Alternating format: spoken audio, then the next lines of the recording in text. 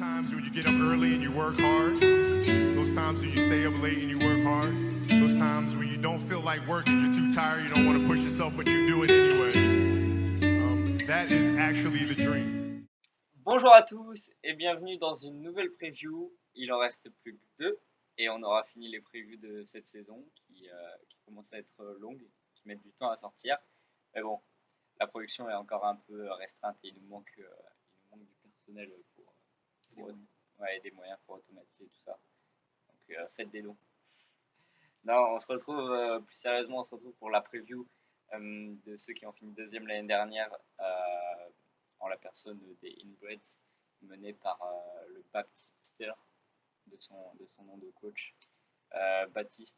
Voilà, un personnage haut en couleur. Le seul et l'unique, le mec, le next man up, comme on dit, celui qui est toujours à l'affût des opportunités qui se dégagent dans les rosters. Donc voilà, écoute Doug, on va y aller, hein. Ça bien. On se représente, Doug et Peter Parker pour les previews. Et c'est parti, comme d'hab, coup d'œil dans le rétro, la preview, la pregunta de la muerte et la prédiction sur le classement. C'est parti, jingle.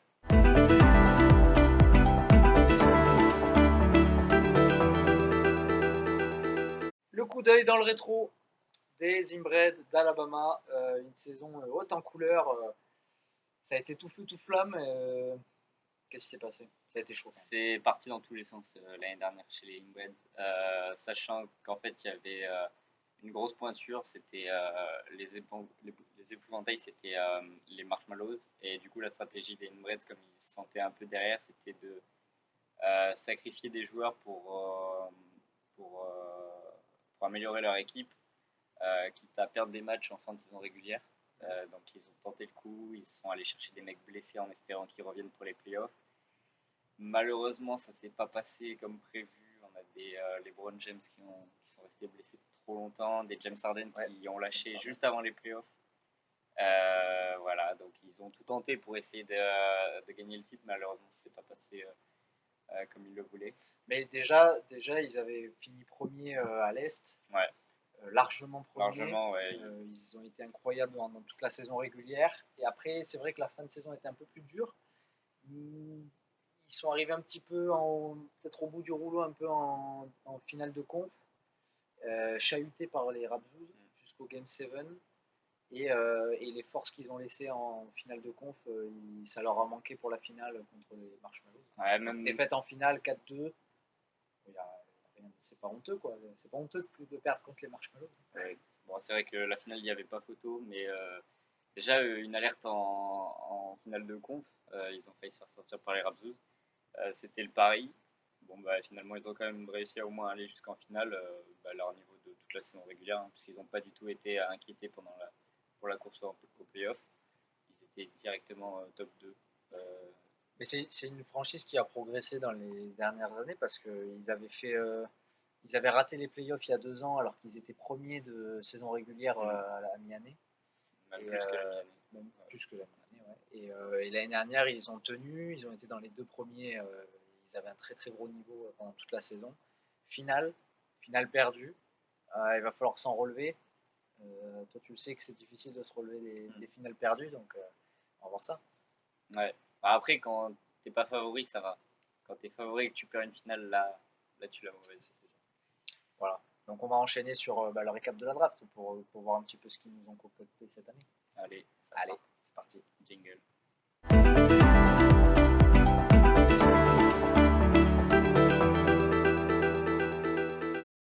Le récap de la draft des Alabama Inbred. Donc on va voir les picks qui ont été faits par cette franchise qui choisissait en 7ème position, avant-dernière place. La franchise n'avait jamais piqué aussi loin. Et pour leur premier choix, donc en 7ème position, ils se sont portés sur Bradley Beal. Une grosse surprise. Il n'avait jamais été piqué aussitôt. Ouais, en tout cas, c'était la première grosse surprise de cette draft. Clairement, je pense que très peu de monde le voyait premier round. comme on a pu l'entendre dire, apparemment niveau côté franchise, il y a eu des petits problèmes juste avant la draft. Niveau big board, c'était pas prêt, ou il y a eu les fichiers sont effacés ou quelque chose comme ça, donc c'était un peu au freestyle cette draft, donc c'est peut-être pour ça que Bill se retrouve aussi haut. Après, de là à parler de sabotage, je ne sais pas. Mais en tout cas, ils ont dû revoir tous leurs plans, quoi. Ouais. Il y a eu quelque chose. Alors c'est vrai que du coup, moi, je n'ai pas compris ce pic, personnellement. Sachant qu'il restait encore Karl Anthony Towns, qui pour moi a quand même beaucoup plus prouvé. Donc Bill, alors c'est vrai que malgré tout, c'est pas un mauvais choix quand même. Ça reste un très bon joueur. Et puis il va avoir les coups des franches à Washington maintenant que Westbrook est parti. Mais est-ce qu'il a l'étoffe d'un first pick? Ça va être compliqué. Ouais, pas sûr. Donc un gros pari pour commencer. Un deuxième pour poursuivre. Deuxième pick pour la franchise. 10e position, Paul George. Paul George, on mise tout sur lui parce que Kawhi est blessé. Donc on se dit ça va être clairement le franchise player. L'année dernière, il a montré des très très bons passages quand Leonard ratait des matchs. Donc on s'est dit bah ça peut viser pourquoi pas le 30 de moyenne, 30 de moyenne sur la saison. Pour le moment, il fait un très bon début de saison. Il montre qu'il fait partie du top 10 des joueurs de cette saison. Donc ouais, c'était risqué, mais pour le moment ça tient. Ouais, paradoxalement, ce pick a l'air beaucoup moins risqué que, même si on sait que Paul George il peut être un peu fragile, il y a tellement plus personne aux Clippers que bah, ils n'ont pas le choix. Il faut absolument qu'ils mettent ces 20 à 30 pions, voire même facile 30 pions, s'ils veulent exister. Donc Paul George, bah, on mise tout sur lui et pour le moment il est à la hauteur des attentes. Donc, un pick très très intéressant et je pense qu'il peut être une des vraies surprises de cette saison. Pour la course au MVP sans doute. Même. Ouais. On enchaîne, troisième pick pour la franchise, 23e position, De'Aaron Fox. De'Aaron Fox, on s'attendait pas mal à que ça soit un step-up cette année qui porte son équipe, enfin en tout cas qui lead son équipe un peu plus que l'année dernière. Parce qu'il a montré de très bonnes choses l'année dernière, c'était très encourageant et on pensait que les meneurs comme ça, les Fox, les Donovan Mitchell allaient step up. Le début de saison est un peu compliqué, c'est pas forcément ce qu'on attendait. Ouais. Donc ouais, en plus il est tôt, moi je trouve qu'il est parti assez tôt quand même d'Aaron Fox. Ouais, et puis les pourcentages qui sont pas au rendez-vous, donc forcément ça impacte tout de suite son rendement. Ouais, De'Aaron Fox, 23e, c'est ballsy, mais il peut largement atteindre ce niveau. On attend qu'il le passe, tu vois, Ouais. ce dernier step. Ça fait un peu plus d'un an maintenant qu'on l'attend. Et bon, c'est un pari. Pour le moment, il n'est pas encore à la hauteur des attentes, mais potentiellement d'ici quelques semaines, pourquoi pas. Ensuite, 4e position, un pick qui va faire parler. Donc c'était la 26e place dans la draft, Michael Porter Jr. Qu'est-ce que tu en penses de celui-là? Je crois que le GM fait une grosse fixette sur ce joueur parce qu'il avait déjà l'année dernière, il tournait pas mal, mais bon, il a eu le Covid, je crois, il me semble. Du coup, il a raté. En fait, ça l'a coupé dans son élan. Et du coup, on s'attendait à qu'il fasse une grosse saison avec l'absence de Jamal Murray. Oui, et qui en gros qui seconde Jokic. Mais bon, il est trop irrégulier et même je suis pas fan de joueur. En vrai, c'est un peu. Un joueur qui refuse de se vacciner. Ouais. Un anti-vax. Mais bon, on va pas lui en tenir rigueur. Malgré tout, je crois qu'on a tous été surpris de son manque d'influence sur le jeu des Nuggets. Et a priori, donc blessé maintenant. Alors, est-ce que ça explique ce faible rendement dès le début? En tout cas, il semble complètement en décalage par rapport à l'année dernière et par rapport à ce qu'on attendait de lui. Donc, je pense un pic qui va être lourd à assumer de la part des Nuggets. De la part des Inbred. Qu'il faudrait peut-être trade. Mais pour le moment, donc côté Inbred, la direction continue de lui faire confiance. Je pense qu'à la fin, il risque de s'en vouloir. Très honnêtement, en fait, plus ça passe et plus je me dis que le porteur junior à 25 pions, c'est pas pour cette année, quoi. Mm. Donc, vraiment tendu comme pick, quand même. 5e pick pour la franchise, en 39e position, Zach Lavine. Un Mm. baguet. Un mec que t'aimes pas mal, qui est passé 2 ans chez toi. Ouais. Ouais, Un mec hype. en vrai, ouais, il est hype, il est style avoir joué, il progresse tous les ans. Et en plus, là, il se retrouve dans un collectif parfait. Bon, on se disait peut-être que niveau points, ça allait baisser. Au final, en fait, je pense que cette association à Chicago, tout le monde y trouve son compte. Et finalement, il est pas mal là, dans ce classement 39e. En vrai, c'est un bon choix. Ah ouais, bon choix. J'ai failli le reprendre, ça s'est joué à un pic. Mm. Mais 39e, ouais, aux alentours de la 40e position, il y a de la value, tu vois. Je pense qu'il sera un petit peu. Enfin, il sera dans le top 40, à n'en pas douter. Et bon, ça, pour le coup, c'est un très bon pic. On avait des inquiétudes, on se disait est-ce que voilà, ses stats ne vont pas baisser avec l'arrivée de Rosanne et même de Vucevic. Et au final, il y a du collectif, mais du coup, ça joue mieux. Donc, Ouais. peut-être qu'il a aussi moins Moins d'attention. forcé, déjà. Ouais, il a moins forcé, il a moins d'attention des défenseurs et du coup, il force peut-être moins les shoots.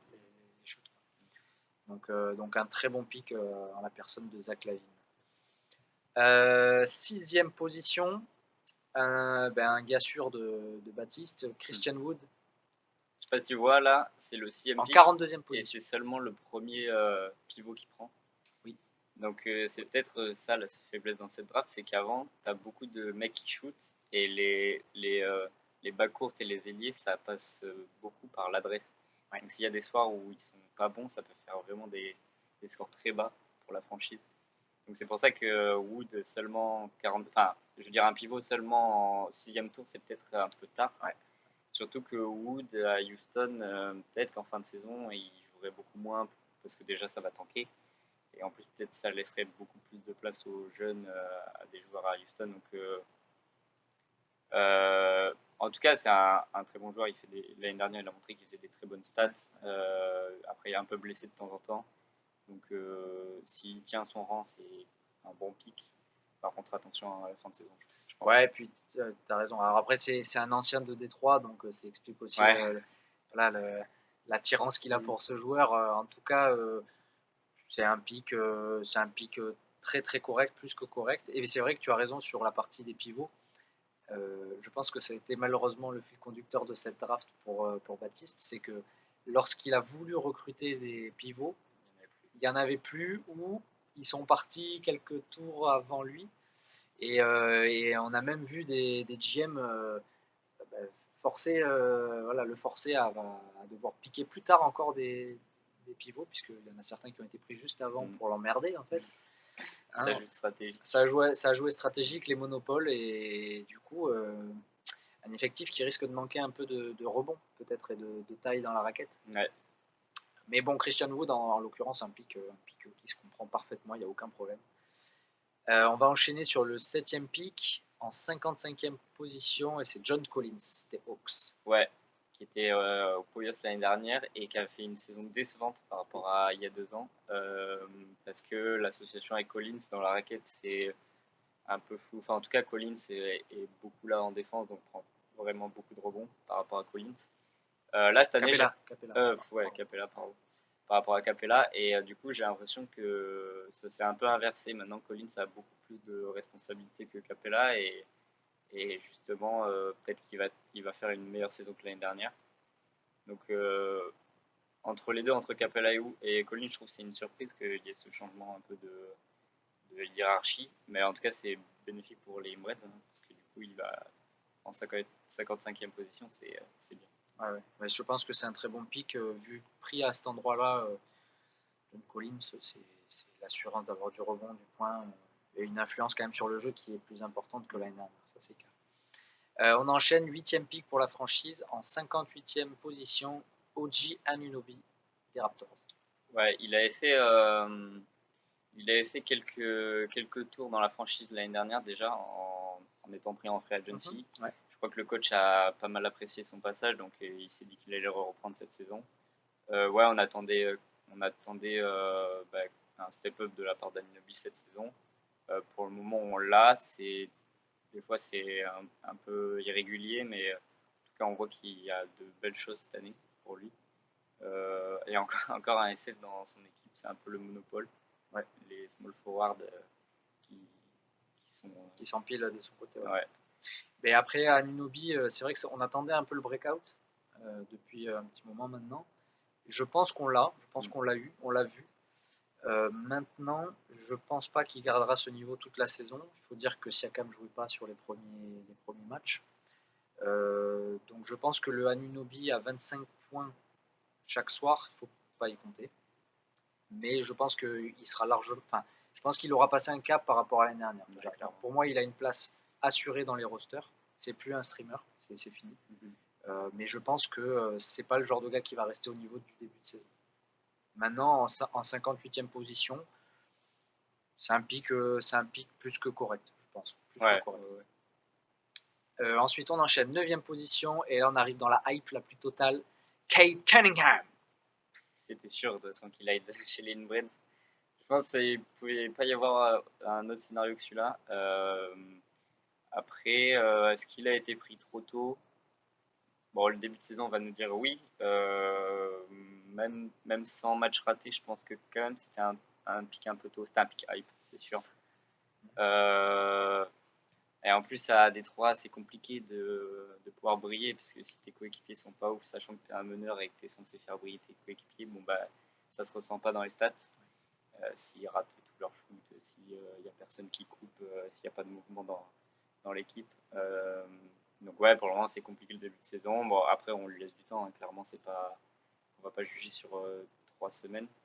Ouais, il lui faut du temps pour se mettre en place. Je pense qu'il peut avoir par exemple un mois où il va être très très chaud et il va enchaîner plus de 20 de moyenne facile. Mais ouais, c'est le pic hype quoi, de l'équipe. Le pic hype, à n'en pas douter. 71e position, il sera peut-être à ce niveau-là à la fin de l'année. Pour le moment, il n'y est pas, clairement. Il n'y est pas du tout. Les pourcentages sont affreux, mais vraiment affreux. Maintenant, je ne suis pas inquiet, tu vois. Je suis pas inquiet. Il a commencé à faire des matchs où les shoots rentraient. Et ça fait déjà des stats très intéressantes. Bon, après maintenant, Baptiste, si tu veux l'échanger, il n'y a aucun problème. Vas-y, échange-le. Je t'enverrai des propositions à l'issue de cette vidéo. Mais ouais, non, moi je suis pas inquiet. Je pense qu'il va finir la saison en boulet de canon, un peu comme un Lamelo Ball, même si c'est pas le même type de joueur l'année dernière, quoi. Ça commence vraiment piano et après. Ah bah d'ailleurs, le GM veut comparer son ascension à Lamelo Ball. D'accord, bah, pourquoi pas. Donc un pic plein de promesses, on va dire. 10e position, on continue sur les joueurs un peu hypés. Keldon Johnson des Spurs en 74e position. Un mec qui est gold medaliste. Ouais. Et encore un small forward, donc ça s'empile comme tu dis. Ouais, on en attend beaucoup parce qu'à San Antonio, on ne sait pas trop qui est le leader, hormis peut-être Dejounte Murray, qui est le leader à la main. Keldon, je pense qu'il lui faut du temps, c'est que ça. Je crois en vrai c'est que ça. Ouais, troisième saison, mais seulement deuxième où il joue vraiment beaucoup de matchs. Donc il lui faut du temps. Déjà, il a été coupé par la franchise et il a été récupéré par la Louisiane. Ouais. Donc voilà, dommage pour lui, il n'a pas réussi à passer le cut. Je pense que le GM est très exigeant cette année, donc les têtes tombent vite. On va enchaîner, donc 11e position. Un joueur de Détroit, Kelly Olynyk, en 87e position. Ouais, ce mec a montré pas mal de bonnes choses quand il est passé à Houston l'année dernière. Il était 6e homme ou remplaçant, et sur le peu de minutes qu'il avait, il faisait pas mal de stats. À Détroit, c'est un peu moins le cas. Du fait du roster, du fait des rotations qui sont pas claires. Donc on en attend plus pour lui à mon avis. Je sais pas s'il est encore dans le. Si je pense qu'il est encore dans le roster. Je crois qu'il a été. Non, je sais plus. Je crois qu'il a été coupé. La Lunch Lady. C'est vrai que s'il joue, il peut faire mal. Le tout c'est de jouer et c'est souvent un 6e homme, donc avec des minutes pas forcément garanties. 12e position, on continue sur les joueurs hypés de chez Hypé. Jordan Poole en 90e position. Jordan Poole qui a été cut très très vite parce que sa saison régulière, le début de saison régulière n'a pas du tout ressemblé à sa pré-saison, donc il a été cut et il a déjà été récupéré malheureusement et il commence à faire de beaux matchs. Donc là il y a peut-être Chez les Raptors. chez les Raptors. Et donc du coup il y a peut-être un regret chez les Inbreds de ne pas l'avoir gardé ou de ne pas lui avoir donné plus de temps, donc comme pour Keldon Johnson. Je crois qu'à la place, il aurait voulu prendre Nickel Alexander, le joueur de New Orleans. Bon, finalement, c'était pas beaucoup mieux, même s'il a fait un score extra cette nuit, ouais. Mais c'est pas une garantie. Donc, ouais, encore un joueur coupé. Ça part très vite. Après, en 90e position, pour un joueur qui est finalement la deuxième arme offensive en ce moment des Warriors, je trouve que c'était pas un mauvais pick. Oui, c'était pas un mauvais pick, mais c'est sûr qu'on peut pas attendre à ce qu'il ait le rendement de Curry tous les soirs. Donc il y aura des hauts et des bas sur ce joueur, mais bon, qui fait plus partie de la franchise, donc on va pas s'éterniser là-dessus. Et on termine en 13e position sur un ex-joueur des Pistons, décidément. En 103e position, Mason Plumlee, qui était chez les Raptors l'année dernière, qui faisait pas mal le taf. Qui a fait une saison de porc. Ouais. Après, je crois, à fin de saison, il jouait plus trop. Bon, c'est normal, ça faisait tourner à Détroit. Là, à Charlotte, ça se passe pas bien, pas de ouf. Pourtant, il joue. Pourtant, il a les minutes. Il joue, mais bon, peut-être qu'il est un peu effacé par d'autres joueurs là-bas. Peut-être Oubre là qui commence à se réveiller un peu. Miles Bridges, oui, forcément. Pourtant, PJ Washington est blessé, donc il pourrait y avoir plus de minutes et plus de responsabilités. Je sais pas trop ce qu'il donne en ce moment. Est-ce qu'il a été coupé? Est-ce qu'il a été coupé, Mason Plumlee? Je pense que oui. On va regarder en live. Live and direct. Si ça veut bien charger. Free agent. Voilà, donc si vous voulez l'acheter, n'hésitez pas. Bon, c'est irrégulier. Voilà, donc voilà pour la draft des Inbred. Un mélange de picks intéressants, certains très risqués et surtout un manque flagrant de pivot. Voilà, c'est un peu le résumé qu'on peut en faire. C'était le récap de la draft. On va passer sans plus tarder sur la question de la mort. Jingle.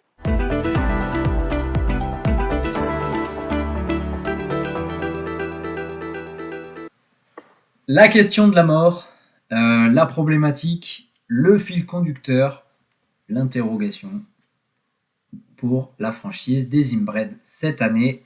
Doug, ça va être quoi pour toi le point chaud, le point à regarder là, particulièrement? Là, actuellement, je pense pas que l'équipe puisse viser le titre.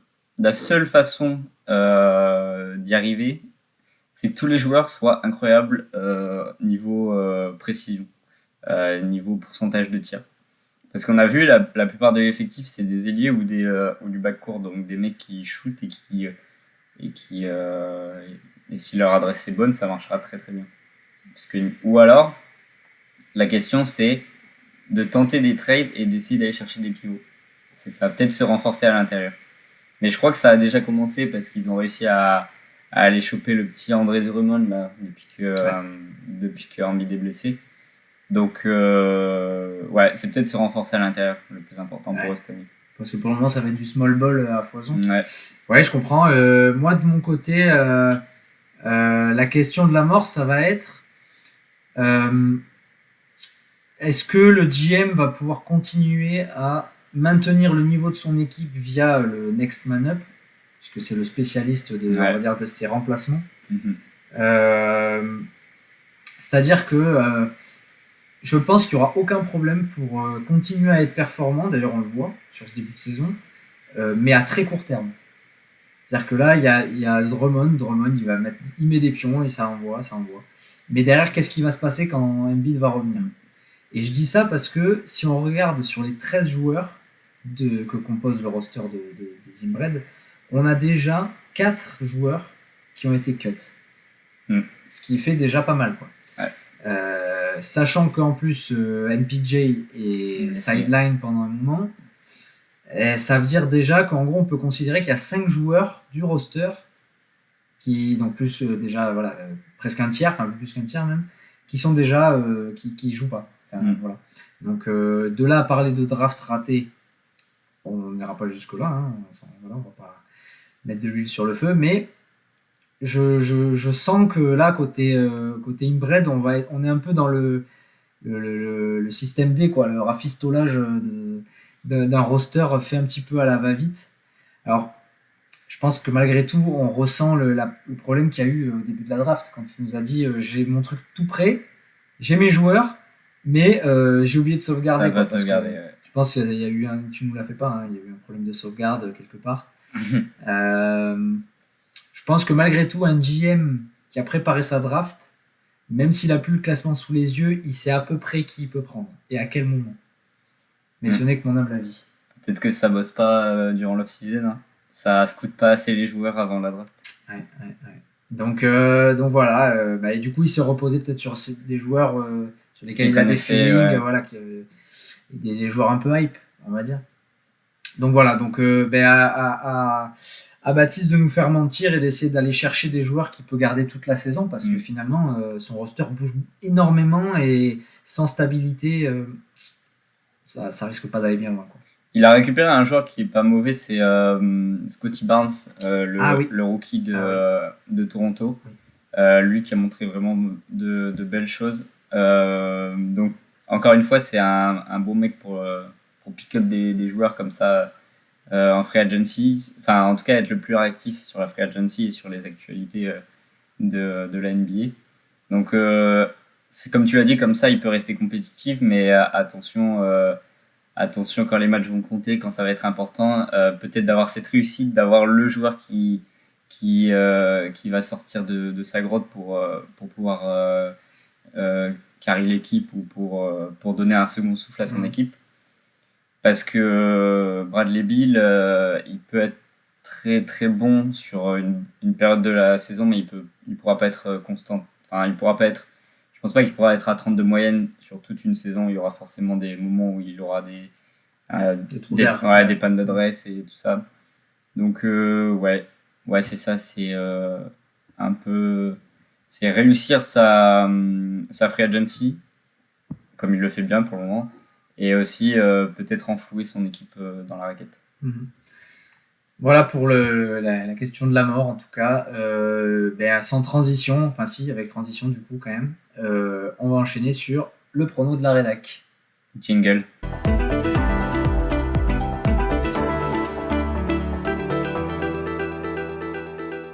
Le prono de la rédac, on va s'engager, on va se mouiller, on va essayer de prédire l'avenir. Doug, je te tends la perche. Merci. Quel va être le résultat ? Quoi ? Tu la reçois ? Pas dans le dos, par contre.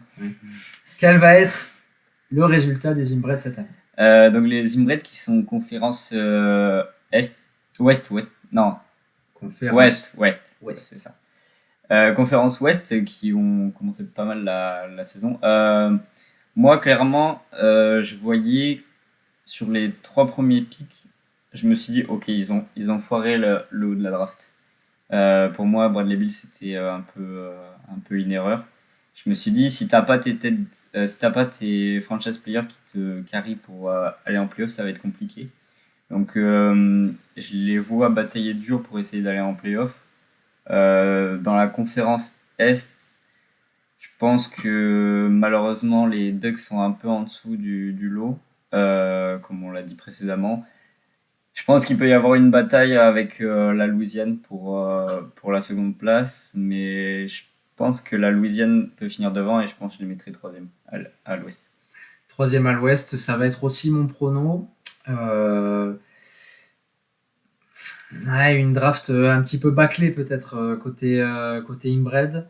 Malgré tout, le GM a l'expérience maintenant du stream, des playoffs, des moments qui comptent. Je pense malgré tout que ça va être trop juste cette année. Les Poyos et les Impériaux ont beaucoup plus de profondeur et de qualité, je pense, dans leur roster respectif. Et pour moi, ce sera trop short pour aller tutoyer les playoffs, pour atteindre les playoffs.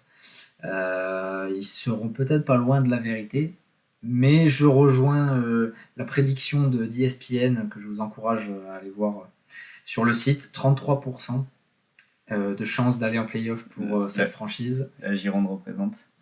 33 RPZ, 33 Export aussi. Et comme le goût l'indique, ça va être dégueu, quoi. Ça va être dégueu, donc... La Sorry, seule Baptiste. chance, ou en tout cas le seul avantage qu'ils ont sur les Impériaux, c'est qu'ils ont une équipe en meilleure santé. Donc en fait, leur garantie de finir deuxième, c'est que si les Impériaux se cassent la gueule et ont une saison noire, comme ils sont en train de la vivre pour l'instant. Juste pour l'instant, donc c'est pas fini. Mais en tout cas, ouais, ça va être compliqué. À voir. Donc c'était la preview des Inbred d'Alabama, une preview intéressante sur une équipe qui a tutoyé le sommet l'année dernière, mais qui à mon avis va creuser sa tombe cette année. Donc ouais, ça fait mal. Sorry Baptiste. Hein. Mais bon, j'attends que tu nous fasses mentir. En vrai, ça me ferait plaisir. Voilà. Donc écoutez, on va enchaîner avec la dernière preview qui reste, et puis on vous souhaite un bon visionnage. À la prochaine. Doug, je te laisse finir. Très très bon visionnage à vous. C'était une preview très marrante, en tout cas pour un personnage très peu catholique ou peu ordinaire dans cette classe de airball. Et tu vois, je pensais à un truc. Il y a eu l'année dernière une rivalité très forte entre les Crab Catchers et les Inbred. Je pense qu'il était aussi accentué par le fait que les deux franchises étaient plutôt en forme. Ouais. Je pense que cette année, on va beaucoup moins entendre ces deux GM. Alors, est-ce que c'est pour le mieux? Je ne sais pas. Mais je pense que leurs résultats respectifs risquent de les calmer. En tout cas, je pense que le derby sera toujours au rendez-vous. On aura toujours pas mal de spectacles entre les deux équipes. Ouais. On n'attend pas moins d'eux. Ouais. Allez, c'était Airball Family. On vous retrouve dans 2 secondes. Ciao. Ciao.